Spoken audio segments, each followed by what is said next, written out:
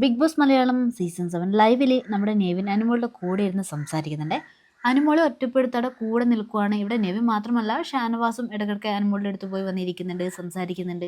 ഇനിയിപ്പോൾ മണിക്കൂറുകൾ മാത്രമല്ലേ ബാക്കിയുള്ളൂ നമ്മുടെ ഫിനാലേക്ക്. അതുകൊണ്ടാവാം നെവിൻ അനുമോളുടെ അടുത്ത് പറയുന്നുണ്ട്, ഞാനിവിടെ നിന്ന് പുറത്തിറങ്ങിയാൽ ആരെയും കരിവാരി തീക്കുന്ന പ്രവൃത്തിയൊന്നും ചെയ്യത്തില്ല. അപ്പോഴും അനുമോൾ പറയുന്നുണ്ട്, ശരിയാടാ, നമ്മൾ അങ്ങനെയൊന്നും ചെയ്യരുത്, സോഷ്യൽ മീഡിയയിൽ പേരെടുക്കാനായിട്ട് ആരെയും അങ്ങനെയൊന്നും ചെയ്യരുത് എന്നൊക്കെ അനുമോൾ പറയുന്നുണ്ട്. അപ്പോഴേ നെവിൻ പറയുന്നുണ്ട്, എനിക്ക് ഈ സൈബർ ബുള്ളിംഗ് ഒക്കെ ഭയങ്കര ഇഷ്ടമാണ് കേട്ടോ. ഇത് ഇടയ്ക്കിടയ്ക്ക് നമ്മുടെ നെവിൻ പറയുന്ന ഒരു കാര്യമാണ്. എന്നിട്ട് പറയുന്നുണ്ട്, ഇനി ചിലപ്പോഴേ ഞാൻ എയർപോർട്ടിലൊക്കെ എത്തുന്ന സമയത്ത് അനുമോളുടെ ഫാൻസൊക്കെ എൻ്റെ കോലം കത്തിക്കുമെന്ന് അറിയത്തില്ലേ, ചിരിച്ചോണ്ടാട്ടോ അനുമോളുടെ അടുത്ത് പറയുന്നത്. ഏയ് അങ്ങനെയൊന്നും ഉണ്ടാവത്തില്ലടാന്ന് അനുമോളും പറയുന്നുണ്ട്.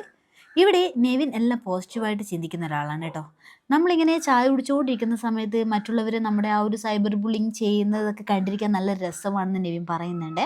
ഇതൊക്കെ കേട്ടിട്ട് അനുമോൾക്ക് ഭയങ്കര അതിശയമായി. ഏവിൻ എന്താ ഈ പറയുന്നതെന്നാണ് ചോദിക്കുന്നത്. എനിക്ക് അതൊന്നും പറ്റത്തില്ല, ഞാൻ കുറേ കേട്ടതുകൊണ്ട് എനിക്ക് പേടിയാന്നൊക്കെ അനുമോൾ പറയുന്നുണ്ട്.